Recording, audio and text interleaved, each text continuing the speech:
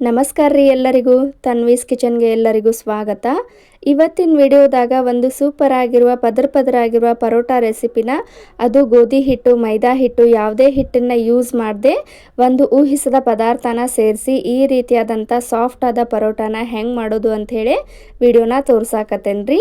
ಈ ಪರೋಟಾನ ನೀವು ಬ್ರೇಕ್ಫಾಸ್ಟ್ಗಾಗಲಿ ಇಲ್ಲ ಡಿನ್ನರ್ಗಾಗಲಿ ಆರಾಮಾಗಿ ಮಾಡ್ಕೊಳ್ಬೋದು. ಚಪಾತಿ ಮತ್ತು ರೊಟ್ಟಿಗಿಂತನೂ ತುಂಬಾ ಸಾಫ್ಟಾಗಿ ಬರುತ್ತೆ ಮತ್ತು ತುಂಬಾ ಟೇಸ್ಟಿಯಾಗಿ ಇರುತ್ತೆ. ಬರೀ ಹೆಂಗಿದ್ರ ವಿಡಿಯೋನ ಸ್ಟಾರ್ಟ್ ಮಾಡೋಣ. ಈ ಒಂದು ಸೂಪರ್ ಆಗಿರುವ ಸಾಫ್ಟ್ ಆಗಿರುವ ಪರೋಟಾನ ಹೆಂಗೆ ಮಾಡೋದು ಅಂಥೇಳಿ ವಿಡಿಯೋನ ನೋಡ್ಕೊಂಡು ಬರೋಣಂತ. ಫಸ್ಟ್ ನಾನಿಲ್ಲೇ ಈ ಪರೋಟಾನ ಮಾಡೋಕ್ಕೆ 1.5 ಕಪ್ನಷ್ಟು ಚಿರೋಟಿ ರವಾನ ತೊಗೊಂಡಿದ್ದೇನೆ ರೀ. ನಾನು ತೊಗೊಂಡಿರೋದು ಚಿರೋಟಿ ರವೆ. ಅಕಸ್ಮಾತ್ ನೀವು ಬಾಂಬೆ ರವೆ ತೊಗೊಂಡಿದ್ರೆ ಅದನ್ನು ಮಿಕ್ಸಿ ಮಾಡ್ಕೊಂಡು ಈ ರೆಸಿಪಿನ ಮಾಡ್ಕೊಳ್ಬೇಕಾಕೈತಿ. ನಾನು ತೊಗೊಂಡಿರೋದು ಚಿರೋಟಿ ರವೆ ಆಗಿದ್ದರಿಂದ ನಾನು ಮಿಕ್ಸಿಗದು ಏನೂ ಮಾಡ್ಕೊಳ್ತಿಲ್ಲ, ಹಂಗೆ ಯೂಸ್ ಮಾಡತ್ತೇನೆ. ಯಾಕಂದ್ರೆ ಇದು ಫಸ್ಟ್ ಸಣ್ಣ ಇರುತ್ತೆ. ನೀವು ಈ ರೆಸಿಪಿನ ಮಾಡೋಕ್ಕೆ ಬಾಂಬೆ ರವೆ ಯೂಸ್ ಮಾಡೋದಾದ್ರೆ ಬಾಂಬೆ ರವಾನ ನೈಸಾಗಿ ಪೌಡ್ರ್ ಮಾಡಿಕೊಂಡು ಈ ರೆಸಿಪಿನ ಮಾಡ್ಕೊಳ್ಬೇಕು. ಇವಾಗ ನೋಡ್ರಿ ಸೇಮ್ ಅದೇ ಕಪ್ನಾಗ 1.5 ಕಪ್ ಆಗುವಷ್ಟು ಚಿರೋಟಿ ರವಕ್ಕೆ 1.5 ಕಪ್ ಆಗುವಷ್ಟು ನಾನಿಲ್ಲೇ ಉಳಿದಿರುವ ಅನ್ನನ ಯೂಸ್ ಮಾಡತ್ತೇನೆ. ಈ ಅನ್ನಕ್ಕೆ ಒಂದು ಸ್ವಲ್ಪ ನೀರನ್ನ ಆ್ಯಡ್ ಮಾಡ್ಕೊಂಡು ಇದನ್ನು ಪೂರ್ತಿ ನೈಸಾಗಿ ಈ ರೀತಿ ಪೇಸ್ಟ್ ಮಾಡ್ಕೊಂಡು ತಗೊಂಡು ಬರಬೇಕು. ಈ ಅನ್ನ ಸ್ವಲ್ಪ ಕೂಡ ತರಿಯಾಗಿ ಇರಬಾರ್ದ್ರಿ. ಈ ರೀತಿ ಪೂರ್ತಿ ನೈಸಾಗಿ ಪೇಸ್ಟ್ ಆಗಬೇಕು. ಇವಾಗ ಚಿರೋಟಿ ರವಕ್ಕೆ ಈ ಮಿಕ್ಸಿ ಮಾಡ್ಕೊಂಡಂಥ ಅನ್ನದ ಪೇಸ್ಟ್ನ ಸೇರಿಸಿ ಇದನ್ನು ಮಿಕ್ಸ್ ಮಾಡ್ಕೊಳ್ಬೇಕು. ಫಸ್ಟ್ ಮಿಕ್ಸ್ ಮಾಡ್ಕೊಳ್ಳುವಾಗ ಜಾಸ್ತಿ ನೀರನ್ನ ಒಮ್ಮೆ ಯೂಸ್ ಮಾಡೋಕ್ಕೆ ಹೋಗಬೇಡ್ರಿ.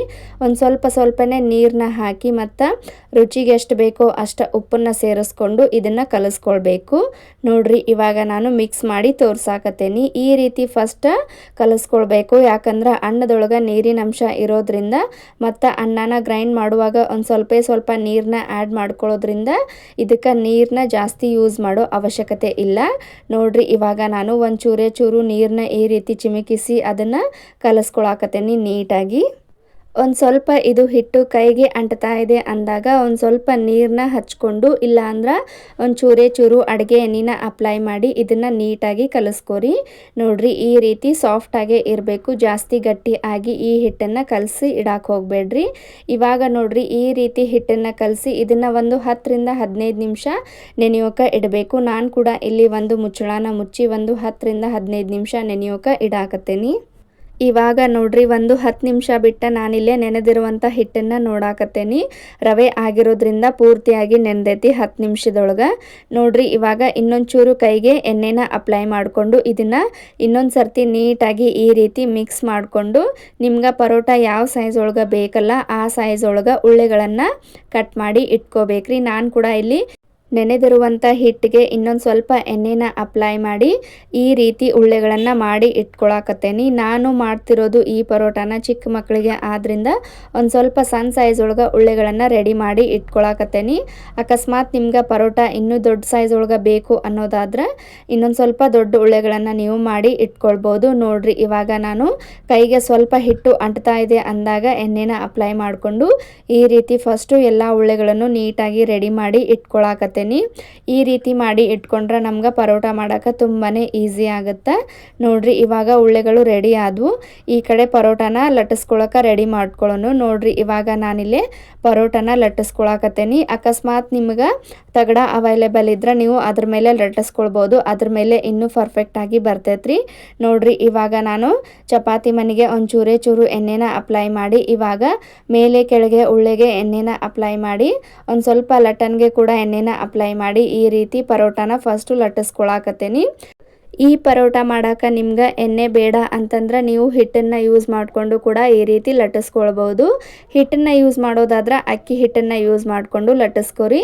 ನೋಡ್ರಿ ಇವಾಗ ನಾನು ಫಸ್ಟು ಈ ಸೈಜ್ ಒಳಗೆ ಪರೋಟಾನ ಲಟ್ಟಿಸ್ಕೊಂಡು ಅದ್ರ ತುಂಬ ನೀಟಾಗಿ ಎಣ್ಣೆನ ಅಪ್ಲೈ ಮಾಡಿ ಇವಾಗ ಇದಕ್ಕೆ ಅಕ್ಕಿ ಹಿಟ್ಟನ್ನು ಉದುರ್ಸಾಕತ್ತೇನೆ. ಒಂದು ಸ್ವಲ್ಪ ಅಕ್ಕಿ ಹಿಟ್ಟನ್ನು ಉದುರಿಸಿ ಫಸ್ಟು ಈ ರೀತಿ ಫೋಲ್ಡ್ ಮಾಡಿ ಮತ್ತು ಇದಕ್ಕೆ ಅಕ್ಕಿ ಹಿಟ್ಟನ್ನು ಉದುರಿಸಿ ಮತ್ತು ಈ ಸೈಡನ್ನು ಫೋಲ್ಡ್ ಮಾಡಿ ಇದಕ್ಕೆ ಮತ್ತು ಮೇಲೆ ಸ್ವಲ್ಪ ಎಣ್ಣೆ ಅಪ್ಲೈ ಮಾಡಿ ಮತ್ತು ಸ್ವಲ್ಪ ಅಕ್ಕಿ ಹಿಟ್ಟನ್ನು ಉದುರಿಸಿ ಈ ರೀತಿ ಫೋಲ್ಡ್ ಮಾಡಿ ಚಪಾತಿ ಅಥವಾ ಪರೋಟಾನ ಮಾಡ್ಕೊಳ್ಳೋದ್ರಿಂದ ಪರೋಟ ಪದರಾಗಿ ಬರುತ್ತೆ ಮತ್ತು ತುಂಬಾ ಸಾಫ್ಟಾಗಿ ಬರುತ್ತೆ. ಪರೋಟಾನ ಲಟ್ಟಿಸ್ಕೊಳ್ಳುವಾಗೂ ಅಷ್ಟೇ ಸ್ವಲ್ಪ ಮೇಲೆ ಕೆಳಗೆ ಎಣ್ಣೆನ ಅಪ್ಲೈ ಮಾಡಿ ಈ ರೀತಿ ಪರೋಟಾನ ನಿಮ್ಗೆ ಎಷ್ಟು ತಿಳು ಬೇಕಲ್ಲ ಆ ಸೈಜ್ ಒಳಗೆ ಲಟ್ಟಿಸ್ಕೊರಿ. ತುಂಬ ಅಂದರೆ ತುಂಬಾ ಸಾಫ್ಟಾಗಿ ಬರುತ್ತೆ. ಸೇಮ್ ಹೋಳಿಗೆ ಥರ ಈ ಪರೋಟ ಬರುತ್ತೆ ರೀ.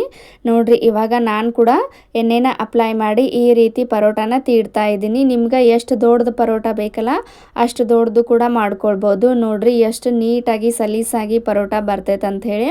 ತುಂಬ ಅಂದರೆ ತುಂಬಾ ಸಾಫ್ಟಾಗಿ ಬರುತ್ತೆ ಮತ್ತು ಪದರ ಆಗಿರುತ್ತೆ. ಈ ರೀತಿ ಉಳಿದಿರೋ ಅನ್ನನ ಯೂಸ್ ಮಾಡಿಕೊಂಡು ಸಾಫ್ಟ್ ಆಗಿರೋ ಪದರ ಆಗಿರೋ ಪರೋಟಾನ ನೀವು ಒಮ್ಮೆ ಮಾಡಿ ನೋಡ್ರಿ. ಖಂಡಿತ ಎಲ್ಲರಿಗೂ ಇಷ್ಟ ಆಗುತ್ತೆ. ಎಲ್ಲರೂ ಇಷ್ಟಪಟ್ಟು ತಿಂತಾರೆ. ನೋಡ್ರಿ ಇವಾಗ ನಾನು ಈ ಸೈಜ್ ಒಳಗೆ ಪರೋಟಾನ ಲಟ್ಟಿಸ್ಕೊಂಡು ಈ ಕಡೆ ಸ್ಟವ್ ಮೇಲೆ ತವಾನ ಕಾಯೋದಕ್ಕಿಟ್ಟು ತವಾ ಸ್ವಲ್ಪ ಕಾದಿಂದ ಅದಕ್ಕೆ ಪರೋಟಾನ ಹಾಕಿ ಚೂರು ಮೇಲೆ ಎಣ್ಣೆನ ಅಪ್ಲೈ ಮಾಡಿ ಈ ರೀತಿ ಪರೋಟಾನ ಬೇಯಿಸ್ಕೊಳಕತ್ತೇನಿ. ಪರೋಟಾನ ಬೇಯಿಸ್ಕೊಳ್ಳುವಾಗ ಉರಿನ ಪೂರ್ತಿ ಲೋ ಫ್ಲೇಮ್ನಲ್ಲಿ ಇಟ್ಕೊಂಡು ಫಸ್ಟು ಬೇಯಿಸ್ಕೊರಿ. ಆ ನಂತರ ಈ ರೀತಿ ತಿರುವಿ ಹಾಕಿಂದ ಹೈ ಫ್ಲೇಮ್ ಮಾಡಿ ಪರೋಟಾನ ಬೇಯಿಸ್ಕೊರಿ. ಇದಕ್ಕೆ ನೀವು ಎಣ್ಣೆ ಬದಲಿಗೆ ತುಪ್ಪ ಅಥವಾ ಬೆಣ್ಣೆ ಕೂಡ ಯೂಸ್ ಮಾಡ್ಕೊಳ್ಬೋದು. ನೋಡತ್ರಲ್ಲ ಎಷ್ಟು ಪರ್ಫೆಕ್ಟಾಗಿ ಪರೋಟ ಬಂದಾವಂಥೇಳಿ. ನಿಮಗೆ ಅನ್ಸತ್ತೇನ್ರಿ ಇದು ಉಳಿದಿರೋ ಅನ್ನನ ಯೂಸ್ ಮಾಡಿಕೊಂಡು ಮಾಡಿರೋ ಪರೋಟ ಅಂಥೇಳಿ? ಖಂಡಿತ ಇಲ್ಲ, ಯಾರಿಗೂ ಗೊತ್ತು ಆಗಂಗಿಲ್ಲ. ಅಷ್ಟು ಪರ್ಫೆಕ್ಟಾಗಿ ಪರೋಟ ಬರುತ್ತೆ. ಈ ಹಿಟ್ಟನ್ನು ಯೂಸ್ ಮಾಡಿಕೊಂಡು ನೀವು ಚಪಾತಿ ಕೂಡ ಮಾಡ್ಕೊಳ್ಬೋದು. ನೋಡ್ರಿ ಇವಾಗ ಪರೋಟ ಪರ್ಫೆಕ್ಟಾಗಿ ಬೆಂದಿದೆ. ಇವಾಗ ನಾನು ಇದನ್ನು ತೆಗೆದು ಇಟ್ಕೊಳಕತ್ತೇನಿ. ಇವಾಗ ನಿಮ್ಗೆ ಇನ್ನೊಂದು ಪರೋಟನ ರೆಡಿ ಮಾಡಿ ತೋರ್ಸಾಕತ್ತೇನಿ. ನಿಮ್ಗೆ ಪರೋಟನ ಆ ರೀತಿ ಲಟ್ಸೋದು ಕಷ್ಟ ಅನ್ಸಿದ್ರೆ ನೀವು ಈ ವಿಧಾನದಾಗ ಪರೋಟನ ಲಟ್ಟಿಸ್ಕೊಳ್ಬೋದು. ಹಿಟ್ಟನ್ನು ಅಪ್ಲೈ ಮಾಡಿ ಪರೋಟನ ಯಾವ ರೀತಿ ಲಟ್ಸೋದು ಅಂಥೇಳಿ ತೋರ್ಸಾಕತ್ತೇನಿ.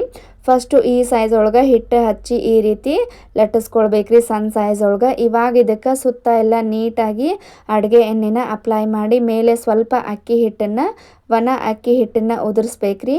ಒಣ ಅಕ್ಕಿ ಹಿಟ್ಟನ್ನು ಉದುರಿಸಿ ಆಗಿಂದ ಈ ರೀತಿ ಒಂದು ತುದಿಯಿಂದ ಇನ್ನೊಂದು ತುದಿವರೆಗೂ ಈ ರೀತಿ ಲಾಕ್ ಮಾಡ್ಕೊತ ಹೋಗಬೇಕು. ಈ ರೀತಿ ಮಾಡೋದ್ರಿಂದ ಪರೋಟ ಉಬ್ಬಿ ಬರ್ತಾವು. ಪ್ರತಿಯೊಂದು ಪರೋಟ ಕೂಡ ಉಬ್ಬುತ್ತಾವ್ರಿ. ನೋಡ್ರಿ ನಾನು ಮೇಲೆ ತುದಿನ ಲಾಕ್ ಮಾಡಿ ಇವಾಗ ಇದನ್ನು ಮೇಲೆ ಕೆಳಗೆ ಮತ್ತೆ ಸ್ವಲ್ಪ ಒಣ ಅಕ್ಕಿ ಹಿಟ್ಟನ್ನು ಉದುರಿಸಿ ಇವಾಗ ಇದನ್ನು ಲಟ್ಟಿಸ್ಕೊಳಕತ್ತೇನಿ. ನಿಮ್ಗೆ ಯಾವ ಸೈಜ್ ಒಳಗೆ ಪರೋಟ ಬೇಕಲ್ಲ ಆ ಸೈಜ್ವರೆಗೂ ನೀವು ಲಟ್ಟಿಸ್ಕೊಳ್ಬೋದು. ಆರಾಮಾಗಿ ಎಷ್ಟು ತಿಳು ಬೇಕಲ್ಲ ಅಷ್ಟು ತಿಳುನು ಲಟ್ಟಿಸ್ಕೊಳ್ಬೋದ್ರಿ. ಸ್ವಲ್ಪ ಕೂಡ ಪರೋಟ ಹರಿಯೋದಿಲ್ಲ ಮತ್ತು ನೀವು ಎಷ್ಟು ತಿಳು ಲಟ್ಸಿದ್ರು ಕೂಡ ಪರೋಟ ಉಬ್ಬಿ ಬರ್ತಾವು. ನೋಡ್ರಿ ಇವಾಗ ನಾನು ಈ ಸೈಜ್ ಒಳಗೆ ಲಟ್ಟಿಸ್ಕೊಳಕತ್ತೇನಿ.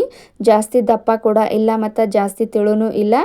ಈ ರೀತಿಯಾಗಿ ಪರೋಟನ ಲಟ್ಟಿಸ್ಕೊಂಡು ಬೇಯಿಸ್ಕೊಂಡ್ರೆ ನಾವು ಮಾಡುವಂಥ ಪ್ರತಿಯೊಂದು ಪರೋಟ ಕೂಡ ಉಬ್ಬಿ ಬರ್ತಾವ್ರಿ. ನೋಡ್ರಿ ಇವಾಗ ತವಾನ ಕಾಯೋದಕ್ಕಿಟ್ಟು ತವಾನ ಪೂರ್ತಿ ಹೈ ಫ್ಲೇಮ್ ಮಾಡಿ ಈ ಪರೋಟನ ಬೇಯಿಸ್ಕೊಳ್ಬೇಕು. ನೋಡ್ರಿ ಇವಾಗ ಪರೋಟ ಸ್ವಲ್ಪ ಬೆಂದಿದೆ, ಮೇಲೆ ಸ್ವಲ್ಪ ಗುಳ್ಳೆಗಳು ಬರಾಕತ್ತಾವು ಅಂದಾಗ ಇದನ್ನು ವಾಪಸ್ ತಿರುವಿ ಹಾಕಿ ಎಣ್ಣೆನ ಅಥವಾ ಬೆಣ್ಣೆನ ಅಥವಾ ಸ್ವಲ್ಪ ತುಪ್ಪನ ಅಪ್ಲೈ ಮಾಡಬೇಕು. ನೋಡ್ರಿ ಇವಾಗ ಸ್ವಲ್ಪ ಪರೋಟ ಬೆಂದಿದೆ ಅಂದಾಗ ಇದನ್ನು ವಾಪಸ್ ಈ ರೀತಿ ತಿರುವಿ ಹಾಕಿ ಮೇಲೆ ಸ್ವಲ್ಪ ಎಣ್ಣೆನ ಅಪ್ಲೈ ಮಾಡಬೇಕು. ನೋಡತ್ತಿರಲ್ಲ ನೀವು ಪರೋಟ ಎಷ್ಟು ನೀಟಾಗಿ ಪರ್ಫೆಕ್ಟಾಗಿ ತನ್ನಿಂತಾನ ಉಬ್ಬಿ ಬರಾಕತ್ತೈತೆ ಅಂಥೇಳಿ. ಈ ರೀತಿ ಉಬ್ಬಿ ಬರುವಂಥ ಪರೋಟನ ನೀವು ಕೂಡ ಒಮ್ಮೆ ಟ್ರೈ ಮಾಡಿರಿ. ಉಳಿದಿರೋ ಅನ್ನನ ಯೂಸ್ ಮಾಡಿಕೊಂಡು ಮತ್ತು ರವೆನ ಯೂಸ್ ಮಾಡಿಕೊಂಡು ಮೈದಾ ಹಿಟ್ಟು ಮತ್ತು ಗೋಧಿ ಹಿಟ್ಟನ್ನು ಹಾಕಿದ ಈ ರೀತಿ ಸಾಫ್ಟ್ ಆಗಿರುವ ಪರೋಟನ ನೀವು ಒಮ್ಮೆ ಟ್ರೈ ಮಾಡಿರಿ. ಖಂಡಿತ ಎಲ್ಲರಿಗೂ ಇಷ್ಟ ಆಗುತ್ತೆ. ಈ ರೆಸಿಪಿ ಈ ವಿಡಿಯೋ ನಿಮ್ಗೆ ಇಷ್ಟ ಆಗಿದ್ರೆ ಸ್ವಲ್ಪನಾದರೂ ಯೂಸ್ಫುಲ್ ಅನಿಸಿದ್ರೆ ಅಥವಾ ನಮ್ಮ ಚಾನಲ್ಗೆ ಯಾರಾದರೂ ಫಸ್ಟ್ ಟೈಮ್ ವಿಸಿಟ್ ಮಾಡಿದ್ರೆ ಚಾನಲ್ನ ಸಬ್ಸ್ಕ್ರೈಬ್ ಮಾಡ್ಕೊರಿ. ಹಂಗೆ ನಿಮ್ಗೆ ಈ ರೆಸಿಪಿ ಇಷ್ಟ ಆಗಿದ್ರೆ ಈ ರೆಸಿಪಿಗೆ ಒಂದು ಲೈಕ್ ಕೊಡೋದನ್ನು ಮಾತ್ರ ಮರಿಬೇಡ್ರಿ. ಇದೇ ರೀತಿ ವಿಡಿಯೋಸ್ನ ನೋಡ್ಕೊತ ಇರಿ. ಮತ್ತು ಮುಂದಿನ ವಿಡಿಯೋದಾಗ ಇನ್ನೊಂದು ರೆಸಿಪಿ ಜೊತೆ ಸಿಗೋಣ್ರಿ. ಈ ಪರೋಟನ ಖಂಡಿತ ನೀವು ಒಂದು ಸರ್ತಿ ಟ್ರೈ ಮಾಡಿರಿ. ನೋಡತ್ತಿರಲ್ಲ ಎಷ್ಟು ಪದರಾಗಿ ಬಂದಾವಂತ ಹೇಳಿ.